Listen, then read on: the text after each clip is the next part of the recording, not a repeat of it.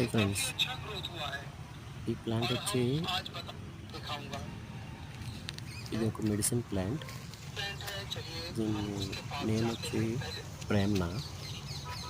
ఇది చాలా ఔషధ గుణాలు గల మొక్క ఇది. ఈ ప్రేమ్నా మొక్కకి ఆల్ ఓవర్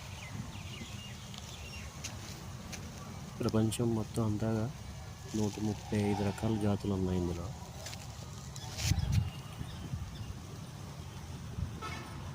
యాక్చువల్గా దీనికి ఒక తెలుగులో దీన్ని